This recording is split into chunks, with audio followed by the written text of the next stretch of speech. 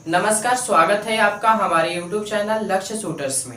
मैं लक्ष्य के आप सभी का अपने YouTube परिवार लक्ष्य शूटर्स में स्वागत करता हूं। जैसा कि आज का हम लोगों का चैप्टर पढ़ना है लोकतंत्र के परिणाम। ये क्लास 10 का पॉलिटिकल साइंस के बुक से इस चैप्टर को हम लोग स्टार्ट कर रहे हैं।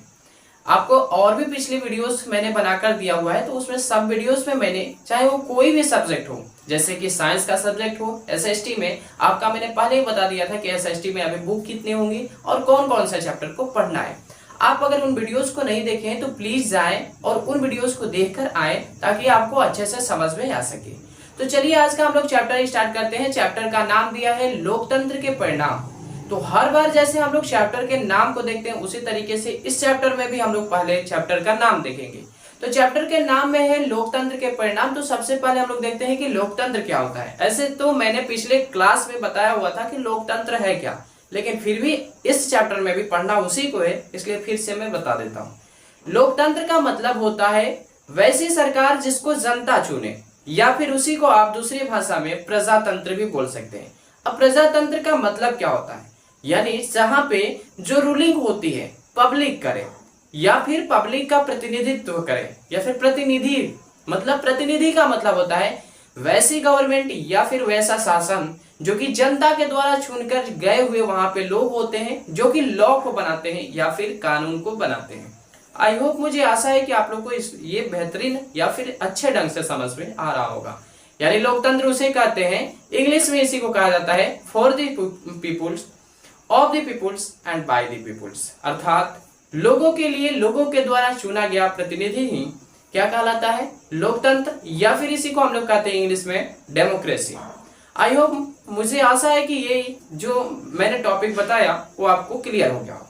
नेक्स्ट पे चलते हैं परिणाम। परिणाम का मतलब होता है रिजल्ट। भाई आखिर लोकतंत्र अपनाते क्यों है, लोकतांत्रिक का परिणाम क्या होता है, आखिर उसको अपनाना हमें क्यों बेहद जरूरी है, तानाशाह क्यों नहीं अपनाते हैं, सैनिक शासन क्यों नहीं अपनाते हैं। जबकि आपको चैप्टर स्टार्ट करने से पहले बता दूं कि जो तानाशाही शासन होती है वो ऐसा देखा जाए आर्थिक सुविधा या फिर पब्लिक सुविधा की अगर अपेक्षा की जाए तो बेटर होती है।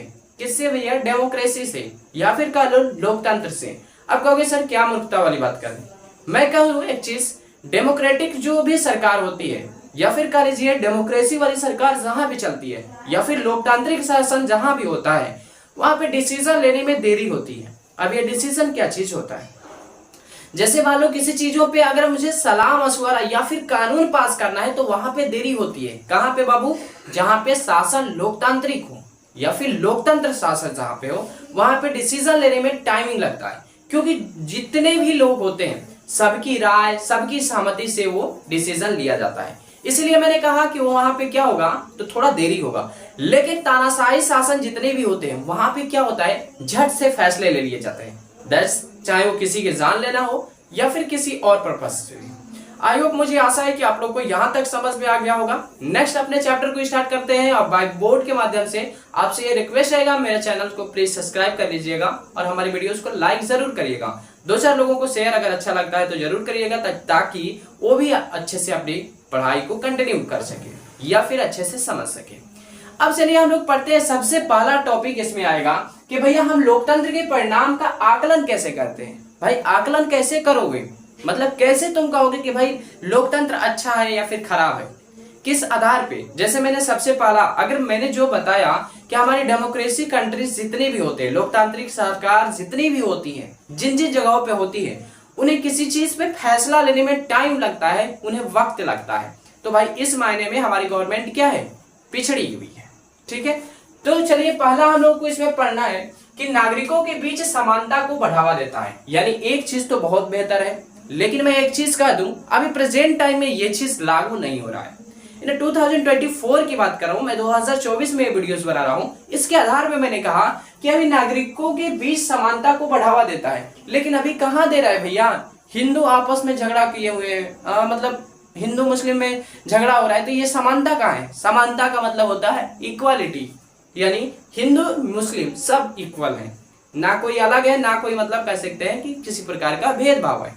सेकंड देखते हैं, सेकंड है व्यक्ति के मान सम्मान में वृद्धि करता है। यानी लोकतांत्रिक सरकार जहां भी रहेगी लोगों का यानी कि जो हमारी पब्लिक है उनकी क्या होता है, मान सम्मान होता है। भाई सबको एक ही नजरिए से देखा जाता है। आपको पता होगा कि जैसे पहले की बात कर रहा हूं, डीवाई चंद्रचूड़ से पहले की बात, क्योंकि डीवाई चंद्रचूड़ जो थे ये सीजीआई, पूर्व सीजीआई, ठीक है, उन्होंने जो मतलब लॉ गॉडनेस होती है, यानी कि जो कानून की देवी होती है, उनकी आंखों पर से पट्टी अभी हटवा दिया है।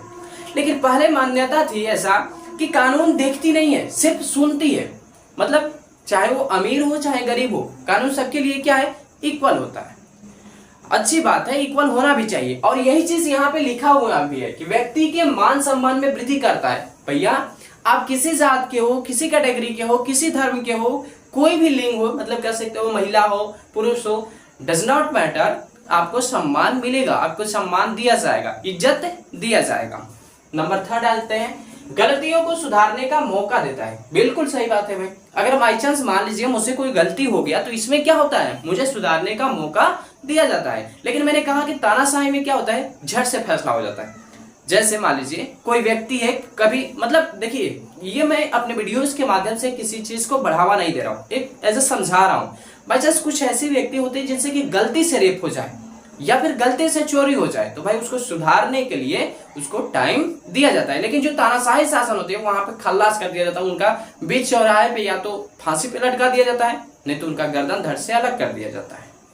नेक्स्ट, निर्णय लेने की गुणवत्ता में सुधार करता है। बिल्कुल सही बात है, क्योंकि इसमें ऑपोजिशन टीम भी होती है, मतलब विपक्षी दल भी होता है। तो इससे इन लोगों में थोड़ा डर रहेगा कि भाई अगर हम लोग गलत फैसले ले लेते हैं तो हमारी जो अगली बार हम लोगों का जो चुनाव होगा उसमें हम लोग हट भी सकते हैं। इसका मतलब उन्हें डर बना रहेगा।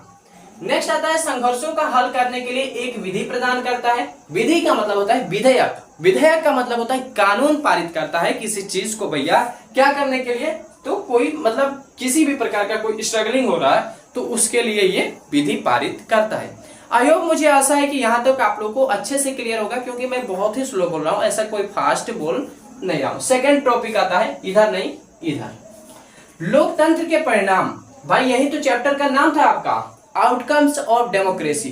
तो देखिए इसका जो मतलब कहते हैं कि इसका जो फॉर्म होता है 3 प्रकार का होता है।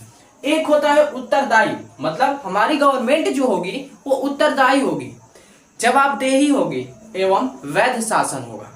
अवैध शासन, वैध शासन लगभग मुझे समझ में आ रहा है, आप लोग क्लास 10 में पढ़ते हो तो वैध अवैध समझ रहे होंगे। अगर नहीं समझ रहे तो बता दें कि इंग्लिश में इसे कहा जाता है लीगल एंड इलीगल। मतलब एक ऐसा होता है जो कानूनन अपराध होता है और एक ऐसा होता है जो कि कानूनी तौर पे ठीक रहता है।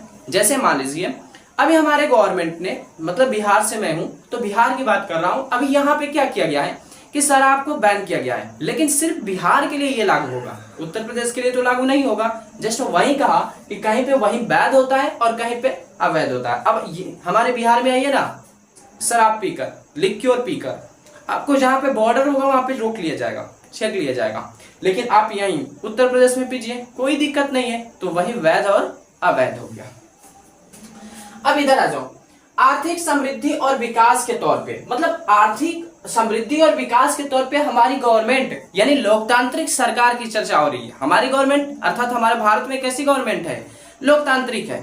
अब मैं बाद में एक छोटा सा वीडियो बता दूंगा कि यहाँ पे 2 तरीके की सरकारें चलती हैं, मतलब यहाँ पे डेमोक्रेटिक भी है एंड रिपब्लिक भी है। अब कैसे डेमोक्रेटिक है कैसे रिपब्लिक है, ऐसे तो मैंने बहुत सारे वीडियोस में बताया है, लेकिन आई होप, मुझे आशा है कि शायद आप लोग ना देखे होंगे, तो प्लीज मतलब हम बता देंगे, कोऑपरेट करिए। अभी अब देखो यहाँ पे मैंने लिखा हुआ है, आर्थिक समृद्धि और विकास के तौर में हमारी लोकतांत्रिक सरकार जो होती है, तानाशाही सरकार, तानाशाही शासन लोकतंत्र के मामले में आगे दिखती है। भैया क्या है, जल्दी फैसला लेगा, गलती ले सही ले डज नॉट मैटर, लेकिन फैसला लेने में थोड़ा भी लेट नहीं करता है, बेझिझक जल्दी से ये क्या करेगा भैया, तानाशाही शासन ले लेगा। यहाँ पे असमानता और गरीबी में कमी रहेगी। भाई बिल्कुल बात है, असमानता और गरीबी में कमी रहेगी। क्यों भैया, अरे भाई भेदभाव की यहाँ पे कोई मर्जी नहीं चली, वहां पे झट से फैसला लेता है, तो फिर वहां पे असमानता की बात ही नहीं रही। भाई झट से फैसला लेता है, इसका मतलब आप कोई भी व्यक्ति हो, हाँ एक निर्धारित किया हुआ है कि इस दंड के लिए आपको ये सजा होगी तो वो दे दिया जाएगा, साधारण तो सी बात है। आई होप, मुझे आशा है कि आप लोग को यहाँ तक बिल्कुल अच्छे से समझ में आ गया होगा। नेक्स्ट चलते हैं। अब देखो, सरकार के प्रारूप देश की आर्थिक समृद्धि को निर्धारित करने वाला अकेला कारक नहीं है भाई। सरकार जो दिखाती है एक देश को प्रारूप, मतलब कह सकते हैं कि सरकार जो होती है एक देश का प्रतिनिधित्व करती है, मतलब देखता है जो उसका हेड होता है वो देश का राजा होता है, वो मतलब रूलिंग टीम का जो मतलब कह सकते हैं हेड होता है, वही तो देखते रहता है ना कि आपके मतलब देश में क्या हो रहा है, कैसी स्थितियां हैं, कहाँ पे क्या बिगड़ गया है, कहाँ पे क्या अच्छा है, तो इन सभी का देख रेख किया जाता है। ठीक है, नेक्स्ट देखो। अब इसके अन्य कारक भी क्या क्या हो सकते हैं, जैसे जनसंख्या हो गया, जनसंख्या थोड़ा गलत लिखे हैं, प्लीज आप लोग इसको सुधार लीजिएगा। वैश्विक स्थिति होगी, अन्य देशों से सहयोग, आर्थिक प्राथमिकताएं आदि, ये सब हो जाएंगे। अब देखिए सामाजिक विविधता का आवास कहाँ पे होगा भैया, आपके प्रजातंत्र। अब प्रजातंत्र क्या है भैया, जहां पे प्रजा का राज चले वही तो प्रजातंत्र है, और प्रजा का राज कहाँ चल सकता है, आपके लोकतांत्रिक शासन में। प्रजा का शासन कहाँ चलेगा, लोकतांत्रिक शासन में। ठीक है, अब देखो लोकतांत्रिक शासन जो होती है, बहुमत को हमेशा अल्पमत के साथ काम करने की आवश्यकता होती है ताकि सरकारें सामान्य दृष्टिकोण का प्रतिनिधित्व करने के लिए कार्य करें। अब भैया देखिए बहुमत क्या होता है और अल्पमत क्या होता है, यहाँ पे सुन लो भाई। जब देखो तुमको पता होगा कि एक दो टीमें होती हैं, एक बहुमत वाली टीम होती है और एक हमारी अल्पमत वाली टीम होती है। बहुमत का मतलब होता है जिसके पसवा में ज्यादा विधायक होंगे, जिसके पसवा में ज्यादा सांसद होंगे, वही बहुमत कहलाता है, मतलब जो मेजॉरिटी में रहता है। अब आपके पास जैसे मान लो मैंने चुनाव कराया और आपके वोटिंग में मतलब मॉनिटर बना लेके मैंने चुनाव कराया। अब देखो दो लोग खड़े हुए, मान लो कि एक मनीष थे और एक अमन थे। अब बाई चांस मान लो अमन को 10 वोट मिला, ठीक है, 10 प्लस वोट मिला, जबकि मनीष को 20 प्लस वोट मिला, तो भाई मनीष को बनाया जाएगा मॉनिटर। क्यों, क्योंकि इसके पास मेजॉरिटी है, ज्यादा इसके पास है। वही चीज यहाँ पे होता है, जिसके पास ज्यादा रहता है वो सरकार रहती है, मतलब काम करती है, और जो अल्पमत रहता है वो उसकी कमियां निकालती रहती है। इससे क्या होगा, क्या आपको पता होगा कि जब आपके पास कोई आपकी कमी निकालने वाला बैठा हो तो आप सोचते रहते हो कि भैया कम से कम क्या करें हम लोग, गलती करें, देते ये छोटा बैठा हुआ है हम ही लोगों को क्या करेगा, बदनाम करेगा। नेक्स्ट देखो, बहुमत से शासन का अर्थ है कि प्रत्येक निर्णय के मामले में या चुनाव के मामले में अलग अलग व्यक्ति या फिर समूह बहुमत बना सकता है। बिल्कुल सही बात है भैया, इसमें हमारे जो देश है लोकतांत्रिक शासन जो होती है, यहाँ पे लोग चुनते हैं, किसी को चुन सकते हैं। अभी मुझे चुने हुए हैं, कल दूसरे को चुन सकते हैं, परसों दिन तीसरे को चुन सकते हैं, यानी कि जो यहाँ का राजा होता है वो हट सकता है। अब परसों दिन कहने का मतलब कि कल ही परसों में चुनाव नहीं हो जाएगा। आपको ध्यान देना है कि हर 5 साल पे चुनाव होता है, लेकिन बीच में कोई बाई चांस कानूनन कोई दृष्टिकोण से कोई गलत काम करता है, देन फिर से चुनाव हो सकता है। ठीक है, अब देखो इसमें लोकतांत्रिक जो सरकार होती है, इसमें नागरिकों को गरिमा और आजादी मिलती है। गरिमा और आजादी का मतलब क्या है, गरिमा का मतलब सम्मान मिलता है, इज्जत मिलता है, और आजादी का मतलब फ्रीडम मिलता है। अब इसमें गरिमा और इज्जत आजादी की बात क्या, तो आपको पता होगा कि हमारी आजादी से पहले महिलाओं को कह सकते मतलब कि भिन्न देखा जाता था या फिर निम्न दृष्टि से देखा जाता था। बट अभी क्या है, अभी महिलाओं को क्या मिल गया भैया, समानता मिल गया है। सभी महिलाएं देखिए, अभी हर नौकरी की बात करें तो हर लगभग नौकरी के क्षेत्र में महिलाएं भी आ गई हैं। और बहुत सारे मतलब कह सकते हैं कि बहुत कोई भी चाहे बड़ा ओहदा देखो चाहे छोटा ओहदा देखो, हर जगहों पे अभी क्या हो गया, वर्चस्व महिलाओं का हो गया है। तो ये महिलाओं का होने का मेन कारण यही है कि भैया उनके अंदर क्या आ गया है, समानता आ गई है। मतलब आजादी से पहले उनके बीच में उतनी समानता नहीं थी जितना कि अभी हो गया है। अब देखो दूसरा मैंने लिखा है जातिगत असमानता। भाई आपको पता होगा हर जगह के मामले में अभी प्रेजेंट टाइम में जातिगत मामला इतना मतलब कह सकते हैं, 2 मामले अभी बहुत ही हाई चल रहे हैं। अब उस चीज को मैं इस बुक के अंदर नहीं लाना चाहता, इसलिए मैं उसको बाइकाट करता हूं और सिर्फ यहीं पे कह देता हूं कि ये जातिगत असमानताएं होती हैं और हमारे भारत में सबसे ज्यादा होती है। एक दिन मैंने एक रील डाला हुआ था रिजर्वेशन के ऊपर, तो एक मतलब कह सकते भैया थे जिन्होंने कि मुझे कमेंट पिन किया हुआ था कि सर आपने रिजर्वेशन के खिलाफ तो बोल दिया, लेकिन क्या आपने ये बताया कि भारत में जातिवाद ज्यादा होता है और विदेशों में जातिवाद नहीं होता है। उनका जवाब जरूर दूंगा। अभी थोड़ा मतलब कह सकते हैं कि हम लोग पढ़ाई कर रहे हैं, इसलिए प्लीज पढ़ाई से हम लोग डाइवर्ट न हो। तो ये होता है हमारी जातिगत असमानताएं। आई होप, मुझे आशा है कि आप लोग को यहाँ तक अच्छे से समझ में आ गया होगा। और आपको एक और खुशखबरी भी बताता हूँ, ये अच्छे से अगर समझ में आ गया है तो ये चैप्टर भी खलास हो गया। मतलब हो सकता है 20 से 25 मिनट के अंदर में हमारे चैप्टर्स क्या हुए, द एंड हो गए। यानी कि आपके लोकतंत्र के परिणाम यानी आउटकम ऑफ डेमोक्रेसी भी खत्म हो गया। आई होप, मुझे आशा है कि आप लोग को यहाँ तक बहुत ही अच्छे से समझ में आया होगा और मैं समझाने में कामयाब हुआ होगा। तो मिलते हैं एक नेक्स्ट वीडियोस में और नए एक टॉपिक के साथ। हाँ, देखा जाएगा टॉपिक कौन सा रहेगा, आप साइंस के बुक से रहेगा, एसएसटी के बुक से रहेगा, देखते हैं। ठीक है, अब जो भी बुक मतलब कह सकते हैं टॉपिक उठाया जाएगा, आप लोगों को सिर्फ ज्ञान की ही बातें दी जाएगी। तो प्लीज भैया मेरे जो चैनल है उसको सब्सक्राइब एक बार जरूर कर देना और बेल आइकन को भी हिट जरूर कर देना। तो मिलते हैं एक नेक्स्ट वीडियोस के साथ और एक नए टॉपिक के साथ। तब तक के लिए जय हिंद, जय भारत, जय बिहार।